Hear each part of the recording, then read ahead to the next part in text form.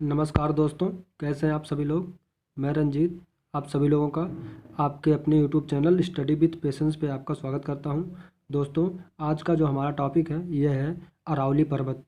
तो आज हम इस टॉपिक में इस वीडियो में अरावली पर्वत के बारे में संपूर्ण जानकारियां जो है साझा करेंगे। जैसे कि इसमें अरावली पर्वत की उत्पत्ति कब हुई और इसका विकास मतलब विस्तार कहाँ कहाँ है, किस किस राज्य में है भारत के, और इसके अलावा जितनी भी इससे रिलेटेड एग्ज़ाम में पूछे जाने वाले महत्वपूर्ण क्वेश्चन हैं उन सभी के बारे में हम लोग यहाँ पे जो है उन सभी की जो है बारे में यहाँ डिस्कस करने वाले हैं। तो चलते हैं, आज की वीडियो शुरू करते हैं। और ये जो आज का वीडियो होने वाला है दोस्तों, ये आपको बता दिया हूँ कि अरावली पर्वत होगा। तो अरावली पर्वत बनेगा कैसे, अभी इसके बारे में हम लोग फुल डिटेल में चर्चा करेंगे। तो ये देखिए, यहाँ से ऐसे ये जाएगा अरावली पर्वत, ये अरावली पर्वत बनेगा। इसमें देखिए ये जो छोटा सा दिख रहा है आप लोगों को, ये आपका दिल्ली है, और इसके ऊपर जो आपका हरियाणा है, ये आपका पंजाब है, ये आपका राजस्थान है, ये गुजरात है। तो मुख्य रूप से आज हमें जो अरावली पर्वत के बारे में पढ़ना है, तो उसमें 4-5 राज्यों को ही विशेष रूप से ध्यान में दिया जाना होगा। एक आपका गुजरात, दूसरा ये राजस्थान बहुत इंपॉर्टेंट होगा, इसमें राजस्थान का रोल बहुत ज़्यादा है। इसके बाद थोड़ा सा गुजरात ये हरियाणा का है, और उसके बाद दिल्ली का है थोड़ा सा। तो आज हम इससे रिलेटेड जितनी भी जानकारी होंगी वो आज इस वीडियो के माध्यम में देखेंगे। तो इसके अलावा दोस्तों, जैसे कि हमने इसके पहले कई सारे वीडियो पढ़े हैं, क्योंकि हम भारत के भूगोल को सोच रहे हैं पूरी तरीके से आप लोग को प्रोवाइड कराएं कि कैसे कैसे भारत के भूगोल को पढ़ा जाता है और उसमें क्या क्या इंपॉर्टेंट चीज़ होती है जो भारत के भूगोल में पढ़ने लायक होती है। तो हमने बताया था कि भारत के भूगोल के लिए हमने एक इसमें वीडियो बनाया था, वो था आपका जो है भारत के भूगोल का सिलेबस का वीडियो था। तो उसमें हमने बताया था कि कैसे कैसे पढ़ा जाता है। सबसे पहले मैंने बताया था उसमें जो है उत्तर भारत के जो जितने हिमालय हैं, यानी कि उत्तर भारत के पर्वतीय क्षेत्र को पढ़ा जाता है। तो उसमें जितने पर्वत जैसे हिमालय के जितने भाग होंगे ये पढ़े जाएंगे। तो इन सभी भागों को हम लोग ये पढ़ते हैं, हमने पढ़ा भी है उसको। उसके बाद जितने पूर्वी यहाँ जो पूर्वी पठारी इलाके हैं, मतलब जितने पहाड़ियाँ हैं, इस सबको हमने पढ़ा वहाँ पे। तो ये सबको पढ़ा जाता है। इसके अलावा इनसे इसमें जो नदियाँ निकलती हैं हिमालय से, उन नदियों के बारे में जैसे हमने यहाँ बताया कि इधर सिंधु नदी निकलती है। इसके अलावा यहाँ से आपके ब्रह्मपुत्र नदी भारत में प्रवेश करेगी, और इसके अलावा यहाँ से आपकी गंगा नदी आएगी। तो इन सब के और इसकी जो सहायक नदियाँ होंगी, इन सभी नदियों के द्वारा नीचे से ऊपर से जो जितनी सहायक नदियाँ होंगी, तो इन सभी नदियों के द्वारा जितनी भी यहाँ पे वो बनाए जाएंगे, यानी कि मैदानी भाग, तो वो मैदानी भाग होता है, उसे बोला जाता है उत्तर भारत का बृहद मैदान। तो यहाँ आपका इधर असम से लेके उत्तर प्रदेश, इधर आपका बिहार इलाका, फिर इधर थोड़ा सा पंजाब हरियाणा होते हुए पंजाब हरियाणा पूरा आता है। इसमें सतलज, ब्यास, इसमें कई सारी नदियाँ आएंगी। तो इन सभी नदियों के माध्यम से पूरा आपका एक मैदानी भाग का निर्माण होता है। इसके अलावा आप देखेंगे तो आपका यहाँ राजस्थान है, राजस्थान में भी आपके मैदानी भाग का निर्माण होगा। आज हम इसको पढ़ेंगे नदियों के माध्यम। जब यहाँ पढ़ेंगे अरावली पर्वत, तो वहाँ देखेंगे कि अरावली पर्वत से जो नदियाँ निकलेंगी वे राजस्थान के मैदान का निर्माण करेंगी। और वो जो अरावली पर्वत है, ये राजस्थान के मैदान को, जिसमें थार का मरुस्थल भी शामिल किया जाता है, ये आपका राजस्थान का मैदान होता है। इसको अलग करती है किससे, तो उत्तर भारत के जो बृहद मैदान है इससे अलग करती है। कौन सी, ये अरावली पर्वत आपकी अलग करती है। तो इसके बारे में हम लोग जो है देखेंगे इस वीडियो के माध्यम से पूरा। आपके इसमें पहले तो आपको पढ़ाएंगे अरावली पर्वत के बारे में, फिर इससे जितनी नदियाँ निकलेंगी उनके बारे में विस्तृत जानकारियाँ आपको इस वीडियो के माध्यम से दी जाएंगी। तो अभी हम यहाँ पे पहुँचे हैं। ये जो है, ये जो अरावली पर्वत है, ये आपका आता है केंद्रीय उच्च भूमि में आता है, यानी कि प्रायद्वीपीय भारत के केंद्रीय उच्च भूमि का भाग माना जाता है। तो हम यहाँ लिख दे रहे हैं प्रायद्वीपीय भारत के केंद्रीय उच्च भूमि में आता है, यानी कि इसको बोला जाता है सेंट्रल हाईलैंड बोला जाता है, केंद्रीय उच्च भूमि। तो इसका एक पार्ट होता है ये। और इसी केंद्रीय उच्च भूमि, इसमें 5 मतलब इसको जो केंद्रीय उच्च भूमि है वो सही से तो अरावली पर्वत से शुरुआत होती है। और अरावली पर्वत इसके बगल में यहाँ पे मिलेगा आपको मेवाड़ का पठार, फिर यहाँ पे आपको मिलेगा यानी कि राजस्थान और मध्य प्रदेश, ये मध्य प्रदेश आपका है तो मध्य प्रदेश और राजस्थान में मिलेगा मालवा का पठार। फिर इसके बाद यहाँ पे मिलेगा आपका बुंदेलखंड का पठार, यहाँ पे मिलेगा बुंदेलखंड का पठार, चूँकि उसका कुछ भाग उत्तर प्रदेश में होता है। ये झांसी जिला है तो झांसी जिले से लगा होता है, ललितपुर ये झांसी यहाँ, तो यहाँ कहीं होता है। तो ये आपका हो जाएगा मालवा, और उसके बाद बुंदेलखंड, उसके बाद बांदेरखंड। तो 5 होते हैं केंद्रीय उच्च भूमि के पार्ट। तो केंद्रीय उच्च भूमि के जो 5 पार्ट है उसमें कौन कौन से हैं, तो पहला आपका अरावली हो जाएगा, फिर मेवाड़ का पठार, फिर मालवा का पठार, फिर बुंदेलखंड का पठार, फिर बांधेर का पठार। तो ये 5 आपके हैं। तो इनको हम पढ़ेंगे क्रम से। पहले हम चलते हैं अरावली पर्वत, उसके बाद इसी में थोड़ा सा मेवाड़ के बारे में हम लोग देख लेंगे। इसके बाद यहाँ से जितनी नदियाँ निकलेंगी तो इनको हम देख लेंगे।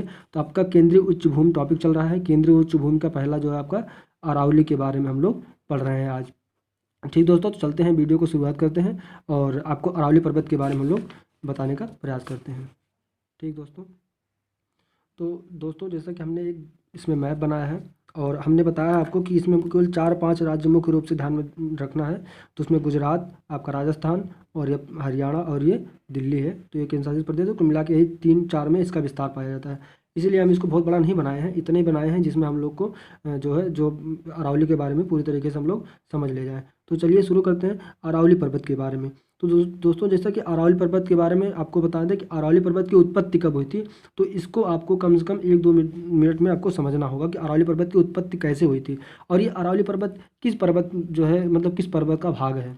यानी कि क्या है जानते हैं, जितने पूरे विश्व में जितने भी पर्वत हैं इन सभी पर्वतों को 4 भागों में बांट दिया गया है, यानी कि उसकी उत्पत्ति के आधार पे तो वो 4 भागों में मतलब बांट के पढ़ा जाता है। तो उसको हम इसमें देखने का प्रयास करते हैं कौन कौन से भाग हैं। तो जैसा कि आपको बता दें पहले 4 भाग में, तो इसमें आपको जो है इसे बोला जाता है, यानी कि पर्वतीकरण के प्रकार बोला जाता है। पर्वतीयकरण, यहाँ देख लीजिए, पर्वतीयकरण के प्रकार बोला जाता है इसको। तो पर्वतीकरण के प्रकार मुख्य रूप से 4 हैं। इसके 4 प्रकार हैं, यानी कि जितने भी पर्वत हैं पूरे विश्व में, जितने भी पर्वत हैं सबको इन्हीं 4 भागों में बांट कर पढ़ा जाता है। तो इनके पहले वाले पर्वत को बोला जाता है, जो बोला जाता है प्री कैम्ब्रियन पर्वतीकरण। पर्वतीयकरण आप लोगों को दिख रहा होगा, ये पहला वाला आपका है प्री कैम्ब्रियन पर्वतीकरण। तो ये प्री कैम्ब्रियन पर्वतीकरण में इसके बाद जो दूसरा वाला होगा, यानी कि ये एक क्रम है, अभी आपको बताएंगे इसके बारे में थोड़ा सा और। तो पहला हो गया प्री कैम्ब्रियन पर्वतीकरण। दूसरा आपका होगा कैलिडोनियन पर्वतीयकरण। आपका तीसरा जो होगा हर्सिनियन पर्वतीकरण।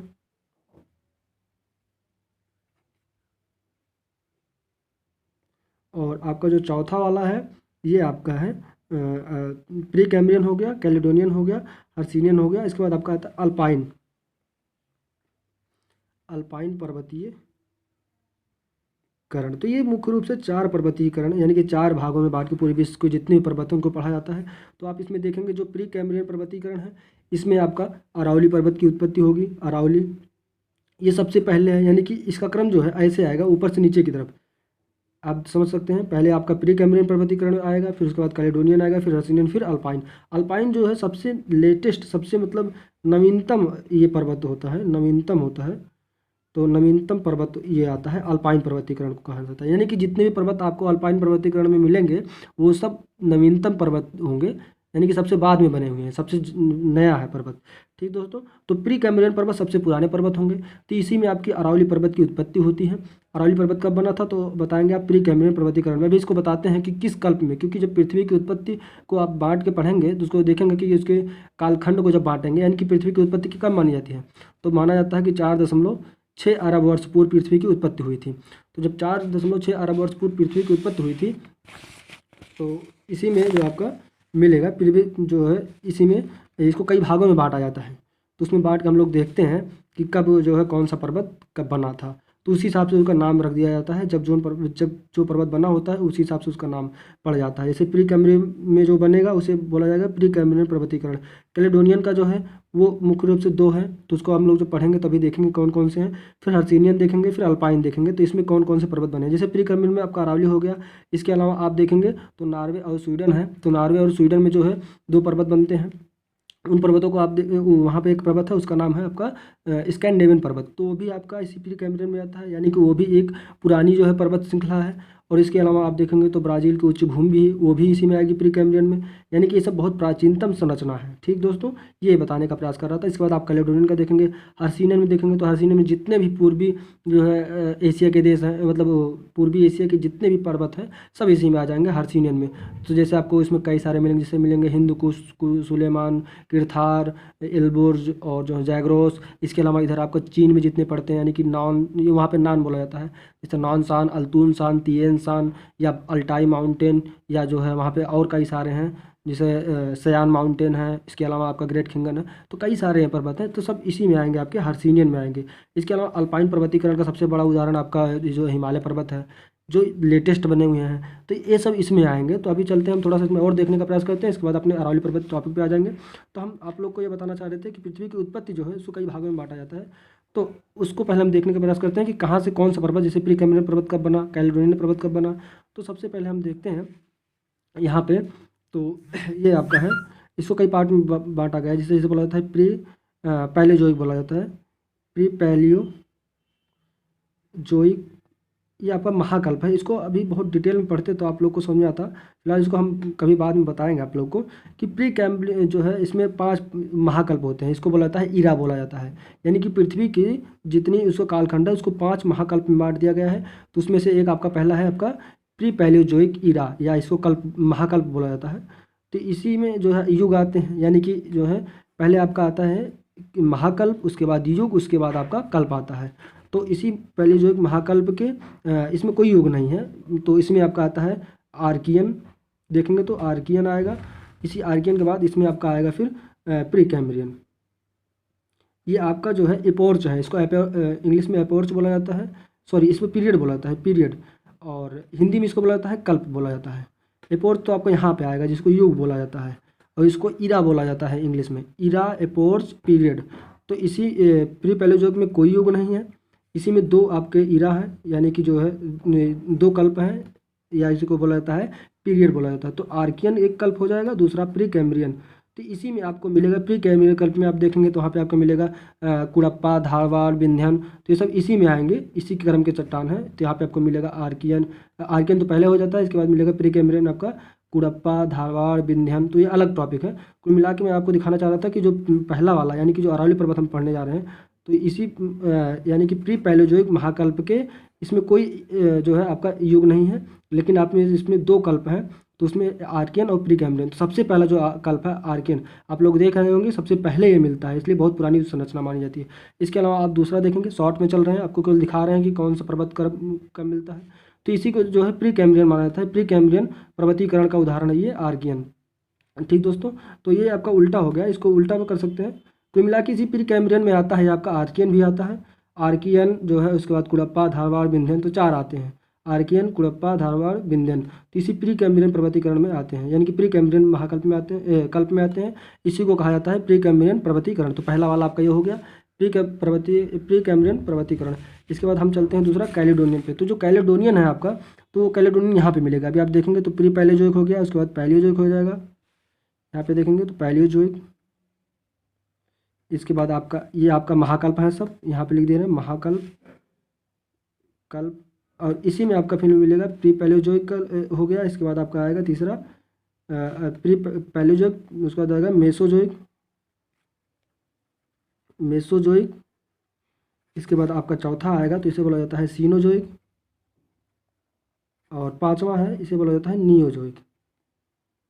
तो ये आपके 5 हो गए, जो है पहला आपका हो जाएगा pre Palaeozoic, Palaeozoic, Mesozoic, Cenozoic, Neozoic. ये महाकल्प है, आपको इसको बहुत ज़्यादा याद करने की जरूरत नहीं है। इसको जब अलग से टॉपिक पढ़ाया जाएगा पृथ्वी की उत्पत्ति और संरचना, तो उसमें आपको मिलेगा। तो इसमें आपके कई पार्ट हो जाते हैं। इसमें आपका जो है मिलेगा कैम्ब्रियन, कैम्ब्रियन। इसके बाद आपका मिलेगा जो है ओडोविशियन, ओडोविशियन। इसके बाद आपका मिलेगा जो है सिलोनियन, सिलोनियन। इसके बाद आपका मिलेगा जो है आपका डियोनियन, तो डिओनियन। इसके बाद आपका मिलेगा यहाँ पे कार्बोनीफेरस, कार्बोनीफेरस। इसके बाद आपका एक लास्ट है, उसका नाम है परमियन। तो यहाँ आप देखेंगे तो जो लास्ट के 2 हैं ये और ये, इसके पहले वाले, यही इम्पॉर्टेंट है। इसी में ये जो आपका सिलोनियन है और डियोनियन है, तो सियोनियन और डियोनियन, इन्हीं दोनों में आपका जो बनता है, इसी को कहा जाता है, जो पर्वत का निर्माण हुआ इसी को कहा जाता है कैलेडोनियन, कैलेडोनियन पर्वतीकरण। अब आप लोगों को थोड़ा सा आइडिया लग गया होगा कि यानी कि इसी पैलियोजोइक के आपका जो है सिलोनियन और डियोनियन, ये आपका महाकल्प है। ठीक दोस्तों, ये ये जो पैलियोजोइक ये महाकल्प है। इसके बाद इसमें युग आते हैं, अभी अब इसमें जिक्र नहीं किए। उस युग का नाम है प्रथम युग, प्रथम युग इसे बोलते हैं प्रथम युग, प्रथम युग। तो प्रथम यानी कि पहला युग जो था उसी पहले युग में इतने आपके कल्प मिलते हैं।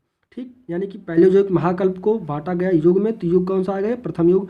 इसमें जो है इसको कल्प में बांटा जाता है। तो कल्प जो है, यानी कि आप अगर देखेंगे तो जितने महाकल्प हैं, यहाँ आपको थोड़ा सा दिखाने का प्रयास करना है। महाकल्प, इसके अंदर युग होते हैं और युग के अंदर भी आपका कल्प होता है। तो कल्प सबसे छोटा होता है। तो पहले जो एक महाकल्प के अंदर, प्रथम युग के अंदर आपके सिलोनियन और डियोनियन में, ये इन दोनों जो है कल्प में क्या मिलेगा? आपका जो पर्वत का निर्माण होता है उसे कहा जाता है कैलिडोनियन पर्वत। इसके अलावा जो कार्बोनीफेरस है और पर्मियन है, इन दोनों में जो पर्वत का निर्माण होता है, जिन पर्वतों का, उसे हम लोग कहते हैं जो है हर्सिनियन पर्वतीकरण। हर्सिनियन पर्वतीकरण। इसके बाद आप देखेंगे तो आपका जो सीनोजोइक इरा है, यानी कि मेसोजोइक इरा में कोई पर्वत का जो है नहीं निर्माण होता है। इसके बाद आप देखेंगे तो सीनोजोइक जो इरा है इसके कई पार्ट हैं, इसमें आपको मिलेगा, जैसे जो है इसे बोला जाता है पेलियोसिन। पेलियोसिन कई नाम है इसके, ये सब केवल आपको बता दे रहे हैं कि कहाँ कौन सी पर्वत का निर्माण हुआ था, उसको क्या नाम दिया गया है। तो आपका हो गया पेलियोसिन। इसके बाद हो जाएगा आपका यहाँ पे जो है पेलियोसिन। उसके बाद आपका आएगा eosin, Palaeocene, eosin, Oligocene, Oligocene. उसके बाद आपका आएगा मायोसिन। इसके बाद आपका आएगा प्लायोसिन। तो इतने इसमें जो है आपके ये भी कल्प हैं। तो सीनोजोइक इरा के इसे बोला जाता है तृतीयक युग। यहाँ पे जो आपका था ये मेसोजोइक में, इसे बोला जाता है द्वितीयक युग या सेकेंडरी युग। इसे बोला जाता है टर्सियरी युग या तृतीयक युग। तो इसी टर्सियरी युग में आपके 5 ये कल्प आते हैं। तो इसी में जो है ऊपर के जो 4 ये 5 हैं, ये पेलियोसिन, इयोसिन, ओलिगोसिन, मायोसिन, तो इन सब में जो है आपका क्या हुआ? हिमालय पर्वत की उत्पत्ति हुई है। और हमने बताया जो हिमालय पर्वत हो टोटल किस में आता है? तो आपका आता है अल्पाइन। अल्पाइन पर्वतीकरण का उदाहरण है पर्वतीकरण। तो ये अल्पाइन पर्वतीकरण का उदाहरण है। तो यहाँ 4 हो गए, हमने आपको बता दिया। पहला आपका जो आता है, यहाँ इसको लिखा हूँ प्री कैम्ब्रियन पर्वतीकरण, यहाँ लिख सकते हैं आप इसको प्री कैम्ब्रियन पर्वतीकरण। आप लोग को दिखाई नहीं देगा तो मैं बोल दे रहा हूँ, इसको बोला जाता है प्री कैम्ब्रियन पर्वतीकरण। तो आपका ये पहला हो जाता है प्री कैम्ब्रियन पर्वतीकरण। दूसरा आपका हमने बता दिया जो सिलोनियन और डियोनियन है, इसमें जो पाया जाता है ये दूसरा हो जाता है, इसे बोला जाता है कैलिडोनियन पर्वतीकरण। इसके बाद आपका इसी में आता है कार्बोनिफेरस और पर्मियन आता है, तो इसे बोला जाता है तीसरा, ये बोला जाता है हर्सिनियन जो है पर्वतीकरण। तो ये आपका तीसरा हो जाएगा। चौथा है आपने बता दिया कि जब आप आएंगे सीनोजोइक में, तो सीनोजोइक में आपको मिलेंगे, इसे बोला जाता है टर्सीरी युग। सीनोजोइक महाकल्प के, टर्सीरी युग के, इसमें जो 5 आपके यानी कि कल्प हैं, तो इसी में 4 ऊपर जो 4 हैं, यानी कि पेलियोसिन, इयोसिन, ओलिगोसिन, मायोसिन, इसमें आपकी हिमालय पर्वत की उत्पत्ति हुई है। और इसे चौथा यानी कि अल्पाइन पर्वतीकरण का भाग माना जाता है, इसी में आपकी हिमालय पर्वत की उत्पत्ति हुई है। इसके बाद जो आपका प्लायोसिन देख रहे हैं, इसमें मानव की उत्पत्ति हुई थी। तो ये अलग टॉपिक है, जब उसको कभी हम पढ़ेंगे तो बहुत विस्तार से देखेंगे। फिलहाल हम आपको यही दिखाने का प्रयास कर रहे थे, जो पर्वतीकरण के प्रकार हम लोग पढ़े हैं, तो वो कौन कौन से हैं और कहाँ कहाँ उनकी उत्पत्ति हुई है। तो देख लिया हमने प्री कैम्ब्रियन, कैलिडोनियन, हर्सिनियन, उसके बाद अल्पाइन। तो ये चारों को हमने देख लिया। आई होप इससे थोड़ा बहुत आप लोग को ज्ञान मिला होगा, आप लोग समझ गए होंगे कि किस क्रम में कौन सी पर्वत का निर्माण हुआ है। हालांकि इसको हम बाद में पढ़ेंगे, कभी जब पढ़ेंगे तो पृथ्वी की उत्पत्ति और संरचना में देखेंगे कि कैसे कैसे कौन से क्रम में कौन कौन से कल्प में कौन कौन सी क्रम यानी कि संरचना की निर्माण हुआ था। तो चलते हैं अपने वीडियो पे, जो आज का अपना टॉपिक था। हालांकि वीडियो काफ़ी लंबा हो जाएगा इसी वजह से, क्योंकि हमने इसको थोड़ा सा डिटेल में बताना उचित समझा, और बहुत शॉर्टकट में हम चल नहीं पाते हैं, इसलिए हमारा वीडियो लंबा हो जाएगा। तो हम चलते हैं अपने जो है अरावली पर्वत पे वापस आते हैं। अब आप लोगों को पता हो गया होगा कि अरावली पर्वत जो है वो आपका प्री कैम्ब्रियन पर्वतीकरण का उदाहरण है। और ये बना कब था? तो आपको बता दिया मैंने, आर्कियन में बना था। यहाँ हम इसको दोबारा लिख दे रहे हैं, प्री कैम्ब्रियन, यही इंपॉर्टेंट है जो आज के टॉपिक पे है। तो पर्वतीकरण, इसमें हमने बताया 4 हैं। तो पहले का नाम है आर्कियन, इसके बाद दूसरा आपका है कुड़प्पा, इसका कई क्रम है ना, तो आर्कियन क्रम, फिर कुड़प्पा क्रम, फिर आपका आएगा धारवाड़ क्रम। इन सभी क्रम में कुछ न कुछ जो है संरचना बनी है, तो जब उसको पढ़ेंगे तो देखेंगे। तो ये आपका हो जाएगा। इसके बाद आपका आएगा विंध्यन। तो इसी विंध्यन में आपका विंध्यन पर्वत का निर्माण हुआ है। और कई सारे हैं, तो जब पढ़ेंगे तो उसको देखेंगे, वहाँ हम जाना नहीं चाह रहे हैं, नहीं तो वीडियो लंबा हो जाएगा। तो प्री कैम्ब्रियन पर्वतीकरण जो पहला वाला हमने बताया, उसी में जो पहले आते हैं आर्कियन। तो इसी आर्कियन में आपका जो अरावली पर्वत का उत्पत्ति माना जाता है। तो यानी कि अरावली पर्वत बहुत ही प्राचीन जो है पर्वत श्रृंखला है। इसको भी हम पढ़ेंगे भी आगे चल के, तो देखेंगे कि ये बहुत प्राचीन है और इसका निर्माण आर्कियन में हुआ था। प्री कैम्ब्रियन पर्वतीकरण के आर्कियन में इसका निर्माण माना जाता है। ठीक दोस्तों, तो चलते हैं अपने वीडियो पे और इसके बाद आप वहीं चर्चा करेंगे जो करेंगे इसके बारे में। तो जैसा कि दोस्तों ये हमने एक मैप बनाया है, इस मैप में आप देख रहे हैं कि जो ये बड़ा वाला है ये अरावली पर्वत है और इसका विस्तार जो है गुजरात से शुरू होता है। गुजरात के बाद इसका जो है राजस्थान में है, राजस्थान में लगभग ये 80% इसका विस्तार है। इसके बाद ये थोड़ा सा आपका उत्तर यहाँ पे है हरियाणा है। हरियाणा के बाद ये जो छोटा सा आपको दिख रहा होगा ये छोटा सा दिल्ली है। तो दिल्ली में थोड़ा सा इसका विस्तार है। तो कुल मिला के इसको हम थोड़ा सा जूम करके बड़ा कर दे रहे हैं। तो ये है, आप लोग देख सकते हैं। तो जिससे हमें काम है उतना हम आपको दिखा रहे हैं। तो ये आपका गुजरात हो गया, राजस्थान हो गया, ये आपका हरियाणा हो गया, जो है ये आपका दिल्ली हो गया। तो ये दिल्ली है, तो यहाँ तक इसका विस्तार है। ये अरावली पर्वत है। अरावली पर्वत की ये आपकी जो यहाँ पे है ये सबसे ऊंची पहाड़ी है, इसका नाम है आबू पहाड़ी। यहाँ हम इसको लिख दे रहे हैं, इसका नाम है आबू पहाड़ी। आबू हिल बोला जाता है, पहाड़ी बोला जाता है। इसकी जो सर्वोच्च चोटी ये यहाँ पे है, देख रहे हैं आप लोग, देख लीजिए। अरावली पर्वत की सबसे ऊंची जो पहाड़ी है वो माउंट आबू है, यानी कि आबू पहाड़ी है। आबू पहाड़ी की सर्वोच्च चोटी यानी कि जो है आप एक प्रकार से कह सकते हैं कि अरावली पर्वत की सबसे ऊंची चोटी है वो है आपका ये है, इसको बोला जाता है माउंट गुरु। ये आपका है गुरु शिखर, गुरु शिखर। तो ये है आपका गुरु शिखर। तो जो गुरु शिखर है, पहाड़ी है, ये चोटी है, ये आपकी अरावली पर्वत की सर्वोच्च चोटी है। ठीक दोस्तों, तो ये है आपका गुरु शिखर। आई थिंक इसकी जो सर्वोच्च चोटी है यानी कि जो इसकी ऊंचाई है वो लगता है कि लगभग शायद कंफर्म तो नहीं हूँ, इसे 1722 किलोमीटर के आसपास है इसकी जो ऊंचाई है। यानी कि गुरु शिखर की जो हाइट है वो लगभग 1722 किलोमीटर के आसपास है। आंकड़ा फैक्ट नहीं है, याद नहीं है पूरा, लेकिन फिर भी यही है, लगभग 1700 के आसपास है, 1720 या 22 इसी के आसपास है। तो इतना किलोमीटर ये गुरु शिखर ऊंचा है। ठीक दोस्तों, जो अरावली पर्वत की सर्वोच्च चोटी है। ठीक, इसके बाद हम इसमें थोड़ा सा देखने का प्रयास करते हैं कि अरावली पर्वत के बारे में हमने सिर्फ देख लिया कि अरावली पर्वत की उत्पत्ति कब हुई थी। अब हम लोग देख रहे हैं इसका विस्तार देख लिया हमने, कहाँ कहाँ है, किन किन राज्यों में है। अब इसके बारे में हम जो बहुत इंपॉर्टेंट है, जो क्वेश्चन पूछा जाता है वो देखने का प्रयास कर रहे हैं। तो अरावली पर्वत के बारे में ये कहा जाता है कि अरावली पर्वत सबसे प्राचीन है। यहाँ हम लिख दे रहे हैं, बहुत इंपॉर्टेंट ये सब वर्ड हैं। तो अरावली पर्वत के बारे में कहा जाता है कि ये प्राचीन है, प्राचीन वलित पर्वत है। तो प्राचीन सबसे प्राचीनतम है, वलित है। वलित मतलब होता है फोल्डेड, आप लोग समझ सकते हैं कि फोल्डेड होता है इसका मतलब, फोल्डेड, ये आपका फोल्डेड है यानी कि प्राचीनतम है वलित पर्वत। और इसके अलावा एक और इसका नाम है, इसे बोला जाता है अवशिष्ट पर्वत, अवशिष्ट पर्वत। अब ये अवशिष्ट पर्वत को इंग्लिश में कहा जाता है रेजिड्यूल। तो ये होता है RESI, रेजिड्यूल है, तो रेजिड्यूल है। तो ये रेजिड्यूल पर्वत कहा जाता है इसे, रेजिड्यूल पर्वत। ये रेजिड्यूल माउंटेन क्या होता है, ये एक प्रकार से अवशिष्ट का मतलब आप लोग समझ सकते हैं कि अवशिष्ट का मतलब होता है जो बचा हुआ भाग। यानी कि ये पर्वत लगभग आप देखेंगे तो ये पर्वत अपरदन के कारकों के द्वारा लगभग पूरी तरीके से समाप्त हो चुका है। तो ये यानी कि ये पर्वत जो है, पर्वत अपने रूप में ख़त्म हो चुका है लगभग।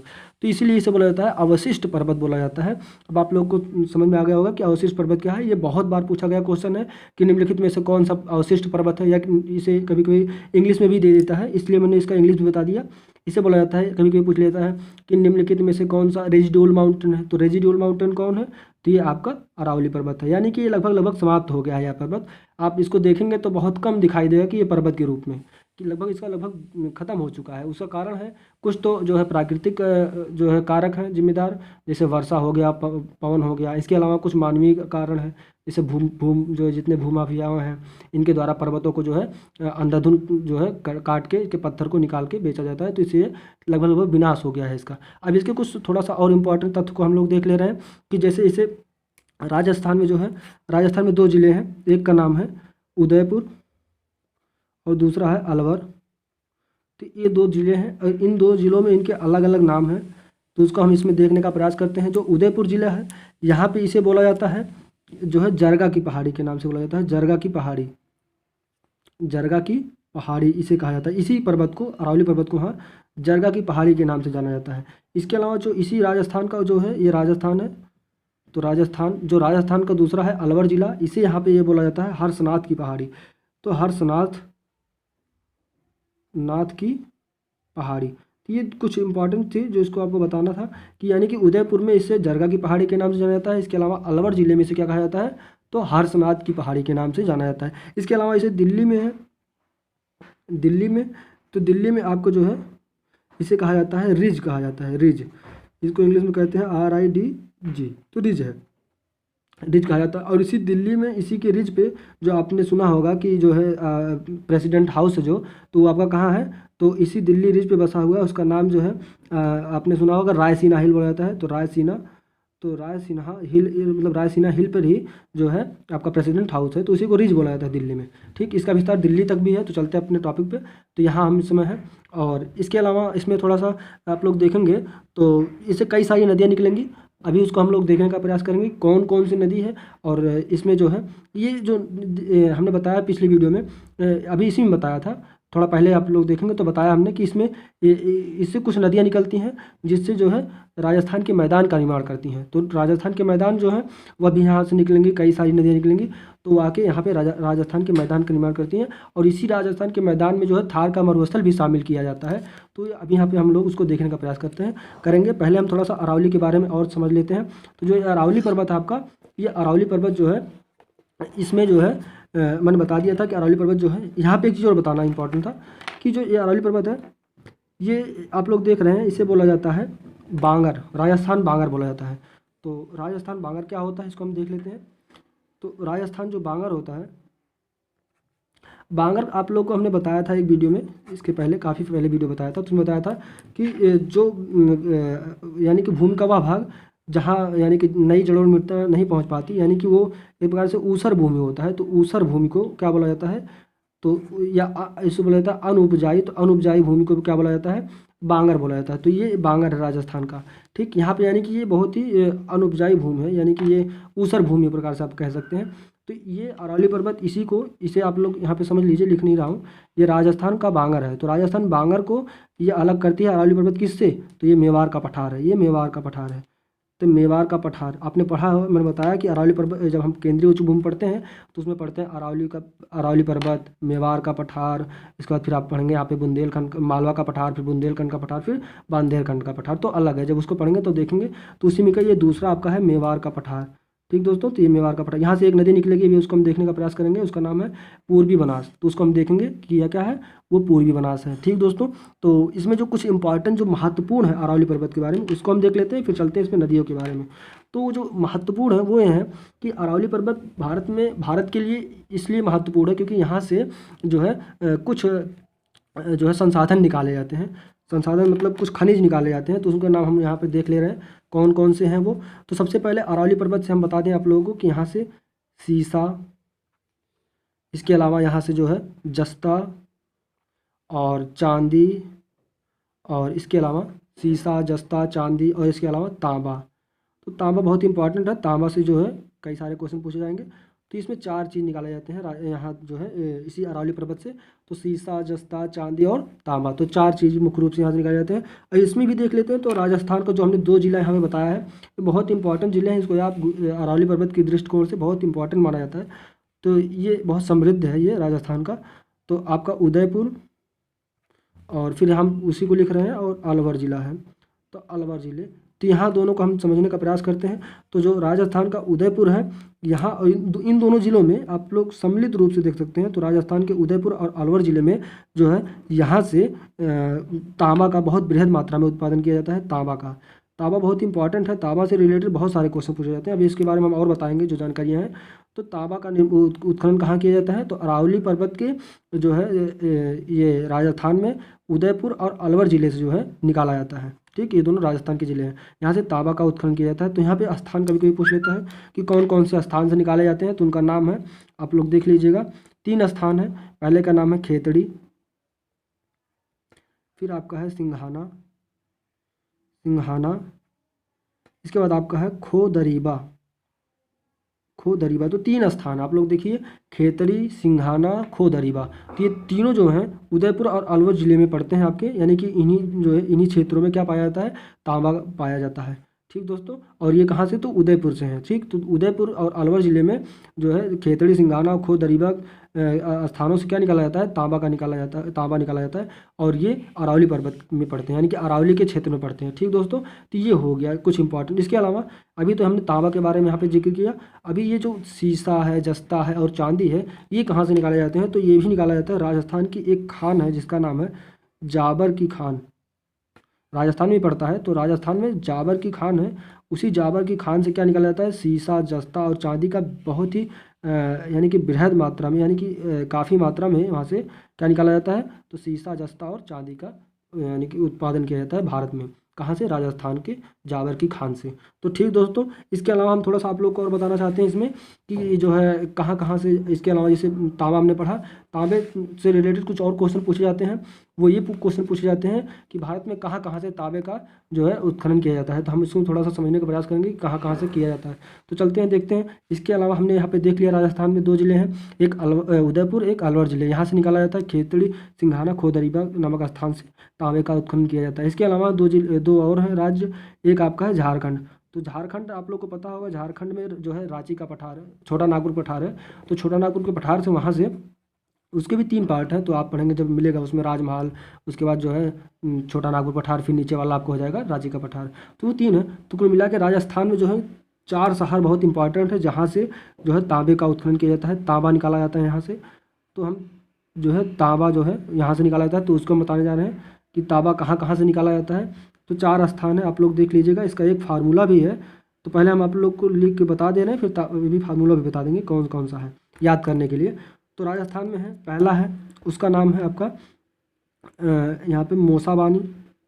थोड़ा सा नाम अजीब है, लेकिन अब जब आप ट्रिक पढ़ेंगे तो ट्रिक के माध्यम से आप समझ ले जाएंगे। तो झारखंड में आपका मोसाबानी, इसके बाद आपका आएगा रामबा, इसके बाद आपका आएगा पांचे जो है रामबा हो गया।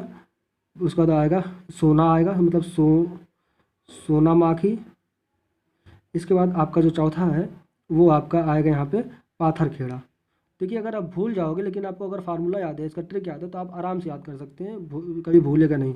तो इसलिए तो जब कभी भटकोगे तो आप फार्मूला याद कर लेना। तो इसे फार्मूला देखिए हम यहाँ पे लिख दे रहे हैं। इसे बोला जाता है मोर, सोना, पाथर। कभी इसको भूलना नहीं, क्योंकि अगर याद रहेगा तो कभी नहीं भूलेगा। मो से हो जाएगा मोसाबानी, रा से हो जाएगा रामबा, सोना से हो जाएगा सोनामाखी और पाथर से हो जाएगा पाथरखेड़ा। तो ये 4 स्थान है, 4 स्थल है झारखंड में जहाँ से तांबे का उत्खनन किया जाता है। जम के पूछा गया क्वेश्चन है, तो इसको याद करने के लिए ट्रिक है मोर, सोना, पाथर। तो ये आप याद कर लेंगे तो आपको याद हो जाएगा चारों स्थल, यानी कि मोसाबानी, रामबा, सोनामाखी और पाथरखेड़ा, जो झारखंड में जहाँ से निकाला जाता है। इसके अलावा एक और जिला है, मतलब राज्य है आपका, उसका नाम है सिक्किम। ये जो मैं आपको बता रहा हूँ, जो बहुत ज़्यादा पूछा गया क्वेश्चन है, जो बहुत इंपॉर्टेंट है, वही बता रहा हूँ। तो जो है मुख्य रूप से 3 जगह आपको बता रहा हूँ, एक सिक्किम है। तो सिक्किम से भी जो आपको यहाँ भी 2 स्थान है जहाँ से तांबे का उत्खनन किया जाता है भारत में। तो वो दोनों स्थल कौन कौन से हैं, तो एक आपका जो है पहला इसमें मिल जाएगा पांचे खानी, जो है पांचे खानी, ये है, थोड़ा सा देख लीजिएगा। पांचे खानी है, पांचे ये फिर खानी है, पांचे खानी। और इसके अलावा आपको मिल जाएगा भोटांग। तो ये 2 स्थल हैं, पांचे खानी और भोटांग। ये दोनों स्थल सिक्किम में पड़ते हैं और यहाँ से क्या निकाला जाता है, तो तांबा निकाला जाता है भारत में। ठीक दोस्तों, तो तांबा भारत में सिक्किम में 2 जगह से, पांचे खानी, भोटांग। इसके अलावा झारखंड में 4 जगह हमने बता दिया, और इसके अलावा आपने राजस्थान में देख लिया। तो कि ये कुछ इंपॉर्टेंट थे जो हमने बताना समझा उचित, क्योंकि ये अरावली से तो अलग पड़ जाता है, लेकिन हमने कहा बता दें, इसी में एक जगह रहेगा तो आप लोग याद करके आसानी से इसको समझ ले जाएंगे।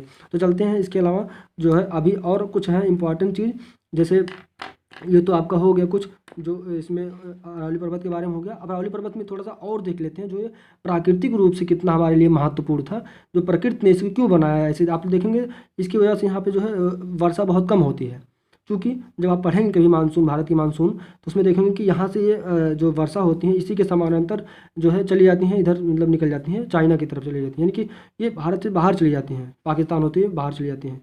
क्योंकि ये अरावली पर्वत उसको रोक नहीं पाता। कारण क्या है कि ये उत्तर दक्षिण दिशा में है, और जो हवाएं चलती हैं तो ऐसे वो भी चलती हैं उत्तर दक्षिण दिशा में, तो इसलिए यहाँ से न टकराती हैं। जब टकराती नहीं है तो यहाँ पे वर्षा नहीं करेंगी। तो लेकिन इसके अलावा ये प्रकृति कुछ और सोच के इसको बनाया था। वो क्या बनाया था, तो आप लोग जब देखेंगे तो इधर यहाँ ये इसकी जब स्थिति देखेंगे लोकेशन, तो यहाँ पड़ता है आपका थार का मरुस्थल। ठीक दोस्तों, थार का मरुस्थल में जानते हैं आप कि यहाँ पे बालू रेत है, और ये आपका पड़ता है लगभग 30 से 35 डिग्री उत्तरी अक्षांश में पड़ता है ये। तो यहाँ क्या होता है कि शीत ऋतु में 30 से 35 डिग्री उत्तरी अक्षांश में एक जो है मतलब पछुआ विक्षोभ चलता है, और वो बहुत ही मतलब जो है शीत ऋतु में चलता है और बहुत ही शक्तिशाली होता है शीत ऋतु में। तो जब वो चलता है तो इधर भूमध्य सागर से चलता है, फिर यहाँ पे आके जब यानी कि थार के मरुस्थल में पहुँचता है, यहाँ थार के मरुस्थल में पहुँचता है, तो यहाँ से क्या करता है, बालू के कण और धूल को उठा ले जाके मतलब अपने साथ उठा लेता है और आगे बढ़ता है। तो पहले क्या करता था, जब अरावली पर्वत था तो मतलब यानी कि अब तो समझ गए हैं आप लोग कि अवशिष्ट है, यानी कि बहुत शेष मात्र बचा है, कहीं कहीं है। तो जो है ये पहले क्या करता था, इन धूल के कणों या बालू के कणों को रोक लेता था ताकि ये रिहायशी इलाकों में ना पहुंच पाए। जैसे यहाँ दिल्ली हो गया, यहाँ आपका जो पंजाब हरियाणा यानी कि उत्तर प्रदेश, जहाँ पे खेती वगैरह की जाती थी, जो अब मैदानी क्षेत्र थे, तो यहाँ पे इन बालुओं को ना पहुँचाए ये पछुआ विक्षोभ, इसीलिए अरावली पर्वत इसको रोक के रखता था। यानी कि इसको बोला जाता है कि अरावली पर्वत एक रक्षक मेखला का कार्य करता था, रक्षक मेखला का कार्य, रक्षक मेखला का कार्य करता था ये अरावली पर्वत। लेकिन अब इसको जो है वर्तमान समय में ये लगभग समाप्त होने के कगार पे है। तो जगह जगह इसमें जो है यानी कि रास्ता हो गया है, पासेस हो गए हैं। तो अब क्या करती है, जब हवाएं आती हैं, इनके पछुआ विक्षोभ आती हैं शीत ऋतु में, तो ये अपने साथ जो बालू के कण धूल वगैरह तो ये ले जाके यहाँ दिल्ली, अपने उत्तर प्रदेश, थोड़ा सा पंजाब इलाके में, हरियाणा इलाके में, तो इन सब में क्या करती है, ला के जमा कर देती हैं। जिससे आपको पता होगा कि हर साल आप सुनते हैं कि जो है शीत ऋतु में जो है ये दिल्ली का मानसून जो यहाँ का मतलब वातावरण है वो क्या पूरी तरीके से एकदम प्रदूषित हो जाता है। उसका जो मुख्य कारण है वो यही है कि अरावली पर्वत की जो है अंधाधुंध इसका जो है विनाश करना है, यही मुख्य कारण है इसमें। तो ये चीज़ हो गई। अब इसके अलावा थोड़ा सा हम चलते हैं मेवाड़ के पठार के बारे में। तो मेवाड़ का पठार जो है, मेवाड़ के पठार में बस इतनी खासियत है कि ये केंद्रीय उच्च भूमि का एक जो है भाग है, और इसके अलावा जो है यहाँ से एक नदी निकलती है, उसका नाम है ईस्ट बनास, पूर्वी बनास कहा जाता है। तो पूर्वी बनास नदी यहाँ से निकलेगी, वो आके यहीं पे आपके एक चंबल नदी है उसी में मिल जाएगी। तो चलते हैं उसको अभी देखते हैं, और इसके बाद हम थोड़ा सा केवल नदियाँ देखने का रह गया है, बाकी सब इसमें बता दिए। तो चलते हैं हम इसमें नदियों को देखेंगे, उसके अलावा जो इसमें यानी कि मैदानी भाग का निर्माण किया जाएगा राजस्थान में, उसको देखेंगे, कुछ इंपॉर्टेंट तथ्य देख फिर आपका ये वीडियो यहीं पे समाप्त हो जाएगा। फिर अगला टॉपिक आपको मिलेगा। तो अरावली पर्वत पूरी तरीके से लगभग समाप्त हो जाएगी। तो चलते हैं अपने वीडियो पे। तो दोस्तों चलते हैं, जैसा कि यहाँ से हम देखते हैं जो बहुत मुख्य नदी होंगी वही हम देखने का प्रयास करेंगे, क्योंकि जो एग्जाम के दृष्टिकोण से अच्छा मतलब ज़्यादा इंपॉर्टेंट है वही पढ़ेंगे। इसके अलावा क्या पढ़ना जो नहीं पूछा जाएगा। तो चलते हैं, तो यहाँ से कुछ बहुत इंपॉर्टेंट जो नदियाँ उसी को पढ़ेंगे हम। तो पहली नदी आपकी निकलेगी, यानी कि जो राजस्थान के मैदान के निर्माण में सहयोग करती है उन्हीं को हम पढ़ेंगे, जो मुख्य रूप से भूमिका निभाती है। तो एक नदी यहाँ से आएगी, ये निकलती है आपके अरावली पर्वत से ही निकलती है। तो अरावली पर्वत से निकलेगी, फिलहाल आप यहीं से देख लीजिए, ये आप लोग समझ लीजिए कि अरावली पर्वत से निकलती है, इसका नाम है लूनी नदी। और ये क्या करती है, माउंट आबू, ये जो गुरु शिखर नहीं, गुरु शिखर, तो ये हाल आपका गुरु शिखर है, यहाँ लिखा हूँ। तो गुरु शिखर के पूरब से होते यानी कि पश्चिम से होते हुए ये आपके राजस्थान में प्रवाहित होती है। और राजस्थान में ये आपका यहाँ से कुछ इंपॉर्टेंट तथ्य पहले उसको देख लीजिए। तो ये जो नदी है लूनी नदी, ये यहाँ पे जहाँ मैं लिखा हूँ फिलहाल यहीं समझ लीजिए, यहीं एक लेक है, झील है, उस झील का नाम है सांभर झील। तो आपने सुना होगा सांभर झील जो है, ये सांभर झील, इसके बारे में थोड़ा सा समझ लीजिए, फिर आगे चलते हैं। क्योंकि नदियों को पढ़ने का सही तरीका है कि नदियाँ जहाँ से निकलती हैं, जिनकी उनकी विशेषताएं जो हैं उसको आप समझते हुए, तो जहाँ मिलती हैं उसको समझ लेंगे तो आपको पता लग जाएगा कि हाँ इसमें क्या क्या है। नहीं तो एक बार इसको नदी को बनाए फिर आगे जाके लौट के आए तो अच्छा नहीं लगता। तो चलते हैं सांभर झील के बारे में। तो सांभर झील जो है ये आपका ये जो है, अगर इसको देखेंगे तो बहुत इंपॉर्टेंट हम बात लिखने जा रहा हूँ, उसको आप लोग नोट डाउन कर लीजिएगा। जो सांभर झील है ये भारत की सबसे अधिक यानी कि सर्वाधिक, भारत की सर्वाधिक इसको बोला जाता है अंतः स्थलीय खारे पानी की झील है। तो झील, अब आप लोग समझ लीजिए कि जो सर्वाधिक खारे पानी वाली झील है, यहाँ इसको लिखना चाहिए था, सर्वाधिक खारे पानी वाली झील है भारत की। अगर ये पूछा जाए, यानी कि अगर पूछा जाए कि भारत की सर्वाधिक खारे पानी वाली झील कौन सी है, तो यहाँ आपका ये सांभर झील नहीं होगा, यहाँ क्या होगा आपका, तो हो जाएगा आपका चिल्का झील। तो वो चिल्का झील है। तो चिल्का झील आपको मिलेगा उड़ीसा में। तो ये जो एक यहाँ पे मैं वर्ड लिखा हूँ मेन जो है का नाम, यानी कि जो मेन है ये है अंतःस्थली। क्या होता है अंतःस्थली? मतलब होता है जो चारों तरफ स्थल से घिरा हुआ हो, तो वो झील है ये। तो जब यहाँ अंतःस्थली लग जाएगा तो आपका सांभर झील आ जाएगा। ये मैं इसमें बताने के लिए इसको रोका था, थोड़ा सा डिटेल गया था। तो यानी कि सांभर झील जो है वो अंतःस्थलीय खारे पानी की झील है। सर्वाधिक जो है खारे पानी की झील है भारत की। यानी कि भारत की अंतःस्थलीय सबसे अधिक खारे पानी वाली झील कौन सी है? तो वो आपका यहाँ सांभर झील हो जाएगा। आप लोग समझ गए होंगे मैं क्या कहने वाला था। लेकिन अगर क्वेश्चन की प्रकृति आप देख लीजिएगा, अगर वहाँ अंतःस्थलीय नहीं होगा, यानी कि सीधा कहेगा कि भारत की सर्वाधिक खारे पानी वाली झील कौन सी है, तो वहाँ पे आपका आएगा चिल्का झील। इसमें अब आप समझेंगे तो थोड़ा सा डिटेल जाना पड़ेगा। वो ये है कि उड़ीसा में थोड़ा सा जब ये देखेंगे तो ये थोड़ा सा बंगाल की खाड़ी से इसका भाग थोड़ा सा उसमें खुला है, यानी कि ये पूरी तरीके से यानी कि लैंड लॉक नहीं है, यानी कि ये पूरी तरीके से स्थल से घिरा नहीं है, बल्कि थोड़ा सा इसका हिस्सा ये बंगाल की खाड़ी से जो है खुला हुआ है, वहाँ मिलता है। तो इसलिए इसे अंतःस्थलीय झील नहीं कहा के, बल्कि क्या कहा जाता है? भारत की सर्वाधिक खारे पानी वाली झील कहा जाता है, तो वो चिल्का झील है। ये बहुत इंपॉर्टेंट क्वेश्चन है, बहुत माइन्यूट डिफरेंट है इसमें। तो जल्दी में क्या करते हैं लोग, देखते हैं बस तुरंत लगा देंगे चिल्का झील या लगा देंगे सांभर झील। तो दोनों में अंतर यही है कि अंतःस्थलीय है, वो बिना अंतःस्थलीय, यानी कि वो खुली झील है। तो अब इसमें थोड़ा सा वो देख लेते हैं सांभर झील के बारे में। सांभर झील जो है इससे भारत का लगभग 10.5%, कितना 10.5% लगभग नमक कहाँ से उत्पादित किया जाता है? तो नमक लगभग 10.5% भारत के तो सांभर झील से ही उत्पादित किया जाता है। इसके अलावा भी चलते हैं और, तो ये है आपका सांभर झील के बारे में। और इसके बाद ये नदी आपकी आगे बढ़ेगी, तो आगे बढ़ेगी। अब आप लोग देख लीजिए, एक इसमें जो बहुत विरोधाभास वाली बात है कि ये जो लूनी नदी है ये सांभर झील से होते हुए जाती है, जो भारत की अंतःस्थलीय सर्वाधिक खारे पानी वाली झील है। लेकिन फिर भी इसका जल यहाँ पे खारा नहीं होता, यानी कि जो लूनी नदी है इसका पानी खारा नहीं होता, बल्कि ये मीठा ही होता है। लेकिन जब आप यहाँ आएंगे तो राजस्थान में यहाँ एक शहर पड़ता है, इसका नाम है बालोतरा। बालोतरा यहाँ लिखा हूँ, बालोतरा शहर है। तो बालोतरा शहर में यहाँ तक इस पानी जो इधर ऊपर है, यहाँ तक इसकी पानी मीठा होगी, इसके बाद ये क्या क्या हो जाएगा? खारा हो जाएगा। ये इसमें बहुत ही मतलब एक प्रकार से कह लीजिए विरोधाभास है, यानी कि ऐसा नहीं होना चाहिए था। क्योंकि ये खारे पानी की झील से निकलती है, तो यहाँ तो इसका पानी खारा हो जाना चाहिए था, जबकि यहाँ तक क्या है? बालोतरा शहर तक इसका क्या है? तो मीठा है इसका पानी। ठीक, ये किस नदी की बात कर रहे हैं? तो लूनी नदी की बात कर रहे हैं, अभी तक लूनी नदी है। तो ये लूनी नदी बहुत इंपॉर्टेंट है, इसकी कई सारी सहायक नदियाँ हैं, उसको हम लोग इसमें नहीं देखेंगे। फिलहाल ये देखते हैं जो बहुत इंपॉर्टेंट है वो। फिर इसके बाद ये आगे जाएगी और यहाँ आके मैंने पढ़ाया है, पिछली वीडियो में भी इसको पढ़ाया भी था कि ये इसमें है, यहाँ कच्छ कारण है, इसे बोला जाता है कच्छ कारण। ये दलदली इलाका है, तो इन्हीं दो नदियों के द्वारा होता है। तो ये लूनी आएगी, इसी के बाद एक आपकी आएगी जो है बनास नदी, पूर्व, इसे बोला जाता है पश्चिमी बनास।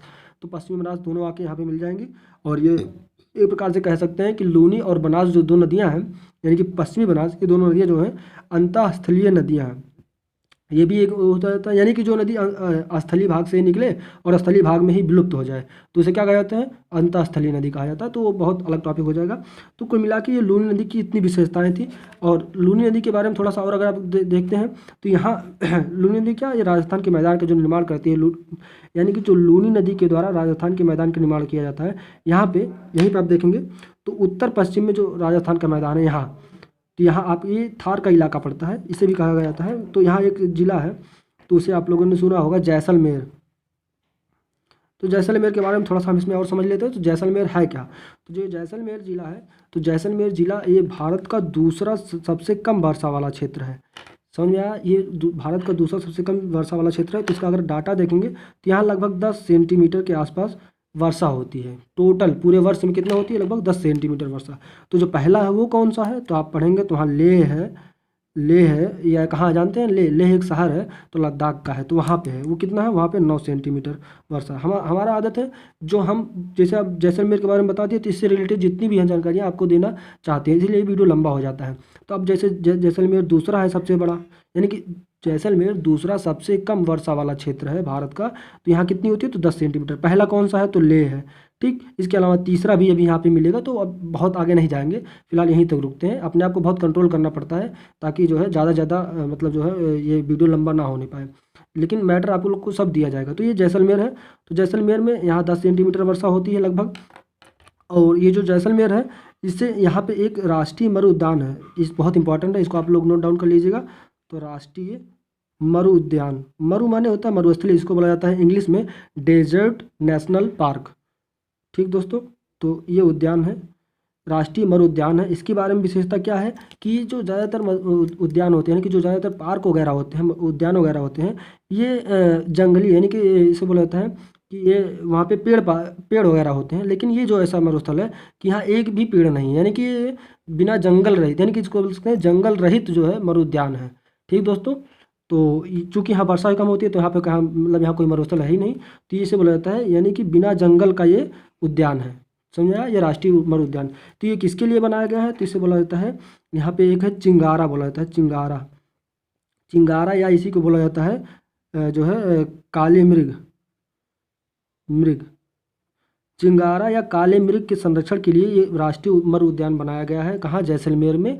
तो ये कहाँ पर पड़ता है, तो इसी लूनी नदी के द्वारा जो बनता है, यानी कि मैदानी भाग, उसे बोला था राजस्थान के मैदान के उत्तरी पश्चिमी भाग में, वो थार के मरुस्थल में पड़ता है जैसलमेर। जैसलमेर में आपका यही बनता है राष्ट्रीय मरु उद्यान, नेशनल डेजर्ट पार्क में, यानी कि डेजर्ट नेशनल पार्क में। तो वहाँ पे चिंगारा या काले मृग के संरक्षण के लिए बनाया गया है। ये जो उद्यान है ये बिना जंगल का, यानी कि कई बार पूछा गया है, बहुत इंपॉर्टेंट क्वेश्चन है कि जो है निम्नलिखित में से कौन सा ऐसा उद्यान है जहाँ मतलब जंगल रहित है, तो यानी कि बिना जंगल का वो मैदान उद्यान है, तो आपका हो जाएगा राष्ट्रीय मरु उद्यान। ठीक दोस्तों, तो ये हो गया, इससे थोड़ा बहुत जो जानकारियाँ थी। इसके अलावा हम चलते हैं और जल्दी जल्दी आगे, जो है इसमें भी को और थोड़ा सा है, अभी उसको हम बताएंगे, क्योंकि हमारा मतलब जो है हमारी इच्छा है कि इसको छोड़े ना, आपको बता दें, तो बताते हैं। अभी यहाँ जितने भी राजस्थान में झील पाए जाएंगे उसको भी हम बताएंगे यहाँ। ठीक दोस्तों, तो पहले हम चलते हैं, अपना वीडियो पहले पूरा कर लेते हैं। तो यहाँ पे अभी आपको मिलेगा और कई सारी नदियाँ हैं, उसको देख लेते हैं। तो यहाँ से एक नदी निकलेगी राजस्थान, यहीं से जो है राजस्थान बांगर से, यानी कि इसी अरावली पर्वत से नदी निकलती है। तो ये सब अरावली पर्वत से निकलती हैं। तो इसका नाम है पश्चिमी बनास। तो ये भी आके इसी में मिल जाएगी, कच्छ के रण में, यहाँ पर कच्छ करण है, तो यहीं पे आके मिल जाएगी। इसका नाम है जो है पश्चिमी, या हम इसको लिख दे रहे हैं वेस्ट बनास। इसको आप समझ सकते हैं, डब्ल्यू से हो जाएगा वेस्ट, यानी कि पश्चिमी बनास नदी है ये। आके ये क्या करती है, इसमें जो विशेषता है वो ये है कि जो है यानी कि माउंट आबू को, यानी कि आबू हिल है, जो ये आबू हिल है, इसको अलग करती है किससे, तो गुरु शिखर से अलग कर देती है। देख रहे हैं आप लोग, मैं बनाया भी हूँ उसको। तो ये इसकी विशेषताएं हैं, इसका नाम है पश्चिमी बनास। इसके अलावा यहाँ से एक नदी और निकलती है अरावली पर्वत से, और ये देख लेना। तो ये क्या करती है, अरावली पर्वत को आबू हिल से, यानी कि जो अरावली पर्वत की सर्वोच्च पहाड़ी है उससे अलग करती है। तो इस नदी का नाम है साबरमती नदी। और ये आके यहाँ खंभात आप देख रहे होंगे, तो ये खंभात में आके, खंभात की खाड़ी है, इसी में आके गिर जाती है। इसका नाम है साबरमती। तो ये है, और इसमें कई सारी विशेषताएं हैं जो आपको पढ़ाएंगे तो बताएंगे वहाँ पे आगे चल के। इसके अलावा यहाँ पे मिलेगा, यहाँ पे देखिए गुजरात है और मध्य प्रदेश है। तो ज़्यादातर इसका विस्तार है मध्य प्रदेश में, थोड़ा सा गुजरात में पड़ता है। इस पहाड़ी का नाम है सतमाला की पहाड़ी, इसे बोला जाता है सतमाला की पहाड़ी। तो सतमाला की पहाड़ी, यहाँ से एक नदी निकलती है, और वह नदी, उसको हम रेड कलर से बना दे रहे हैं क्योंकि यहाँ सब ब्लू कलर से है। तो यहाँ से एक नदी निकलेगी, वो क्या करती है, राजस्थान में जाएगी, फिर गुजरात में आ जाएगी, यानी कि मध्य प्रदेश, राजस्थान और गुजरात यहाँ से होती है, फिर आके यहीं पे मिल जाएगी। और ये आपका जो है माही नदी है। इसके बारे में ये एक चीज़ बहुत इंपॉर्टेंट है, ये भी खंभात की खाड़ी में गिरती है, ये आपकी माही नदी है। और माही नदी ही जो है आपका कर्क रेखा को 2 बार काटती है। कर्क रेखा यहीं से जाती है, तो ये कर्क रेखा को 2 बार काटती है। तो माही नदी की विशेषता है। तो माही नदी, इसका विस्तार आपने देख लिया होगा कि मध्य प्रदेश और राजस्थान और गुजरात में है। कहाँ से निकलती है, तो मध्य प्रदेश में एक सतमाला की पहाड़ी है, और ये सतमाला की पहाड़ी जो है ये जो है सह्याद्री है। सह्याद्री इसे बोला जाता है, वो अलग टॉपिक है। तो कुल मिला के सह्याद्री होता है, जो पश्चिमी घाट होता है उसी को बोला जाता है सह्याद्री। तो सह्याद्री से वो निकलती, उसी का एक भाग है ये सतमाला पहाड़ी, वहीं से माही नदी निकलती है। तो चलते हैं, ये हो गया कुछ इसमें इंपॉर्टेंट जो आपको बता दिया मैंने। अब इसमें से जो है, जो आपको रोक के रखा था वो बता देते हैं, वो उसके बाद ख़त्म हो जाएगा। तो राजस्थान में कुछ झील हैं, तो जो जैसे उसमें कुछ झील जो है खारे पानी की झील है, तो उनको हम देख लेते हैं। पहले खारे पानी वाली झील, ठीक। इसके बाद हम यहाँ देख लेंगे मीठे पानी की झील। तो ये इंपॉर्टेंट था, इसको हम लोग यहाँ पे देख ले रहे हैं। तो खारे पानी की कुछ झील हैं, उनका नाम यहाँ पे हम देखते हैं। पहले वाले का नाम है, जैसे हमने बता दिया, सांभर झील है, सांभर झील। ठीक दोस्तों, ये आपका सांभर झील हो गया।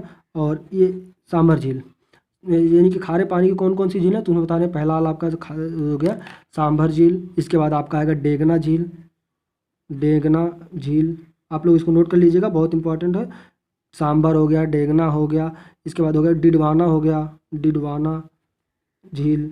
इसके बाद आपका जो हो गया एक और है लुनकरणसर। तो ये आपका लुनकरणसर झील है। तो ये सब खारे पानी की झीलें जितने भी, जैसे सांबर हो गया, डेगना हो गया, डिडवाना हो गया, लुनकरनसर हैं, तो ये जितने हैं तो सब खारे पानी की झील हैं। कहाँ हैं? तो ये सब राजस्थान में पड़ते हैं, राजस्थान में। ठीक दोस्तों, तो ये इतने हैं। इसके अलावा अब देखते हैं मीठे पानी की झील। तो मीठे पानी वाली जो झीलें हैं इसको भी देख लेते हैं। तो इसमें कौन कौन से हैं? तो इसमें आपको मिल जाएंगे जो है, जितने इसमें समुद्र लगे होंगे, समुद्र, तो वो हैं। जैसे इसमें मिलेगा राजसमंद, जो है राजसमंद, राजसमंद। और इसके बाद आपका मिलेगा, इसमें कई सारे हैं, जैसे जयसमंद, राजसमंद, जयसमंद। इसके बाद नक्की, अजीब नाम है, नक्की है, नक्की के बाद पिछौला है, पिछौला है। इसके अलावा पुष्कर है, बहुत इंपॉर्टेंट है, पुष्कर झील आप लोग ने पढ़ा होगा। तो पुष्कर झील है, बहुत बार पूछा गया, कई क्वेश्चन में पूछा जाता है। तो पुष्कर झील ये भी मीठे पानी की, यानी कि राजसमंद, जयसमंद, नक्की, पिछौला, पुष्कर, तो ये सब जो है मीठे पानी की झील है। तो ये आपका जो है कुछ जो झीलें हैं, यानी कि खारे पानी की और मीठे पानी की, इन झीलों को हमने बता दिया। और ये सब आपके किस में आते हैं? तो आपके ये सब अरावली, यही जो है राजस्थान में पड़ते हैं। तो ये अरावली पर्वत के बारे में इतनी विशेषताएं थी जो आपको बता दिया। ये वीडियो भी लगभग 50 मिनट का हो गया लगभग, तो ये काफ़ी लंबा हो गया। अभी जो इसमें कुछ जानकारियाँ जो छूट गई हैं, यानी कि जो अभी आपको हम प्रोवाइड नहीं करा पाए हैं, तो वो धीरे धीरे आपको प्रोवाइड कराते रहेंगे। तो ये आपका ये अरावली पर्वत पूरी तरीके से यहाँ पे आपका कंप्लीट होता हुआ। और इसके बाद जो आपका नेक्स्ट टॉपिक होगा वो आपको जो है मिलेगा आगे चल के, मालवा, मेवाड़, बुंदेल, ये सब पढ़ेंगे। यानी कि केंद्रीय उच्च भूमि में अभी तक हम लोग हैं, इसी में पढ़ रहे हैं, इसी में आगे पढ़ेंगे भी। और जो है, तो दोस्तों अगर ये आप लोगों को वीडियो अच्छा लगा होगा तो कम से कम इसको जो है कमेंट में आप लोग अपनी राय दीजिए, क्या इसमें कमियां हैं, क्या इसमें जो है अभी सुधार की जा सकती हैं। तो वो सब हम जो है प्रयास करेंगे सुधारने की। और साथ ही जो है अगर अच्छा लग रहा हो तो इसे लाइक भी करिएगा और अपने दोस्तों के साथ शेयर करिएगा। और इस चैनल को अगर आप इसमें नए हैं तो कम से कम इसको सब्सक्राइब कर लीजिएगा और बेल आइकन दबा दीजिएगा, जिससे अगला वीडियो आपको मिल सके जो है। तो दोस्तों इसी उम्मीद के साथ कि आप लोग इस वीडियो के माध्यम से अपने ज्ञान को बढ़ा रहे होंगे और ये आपके परीक्षाओं में बहुत ही उपयोगी सिद्ध होगा। इसी की उम्मीद के साथ जो है इस वीडियो को यहीं पे रोकते हैं। मिलते हैं अगली वीडियो में, तब तक के लिए धन्यवाद दोस्तों।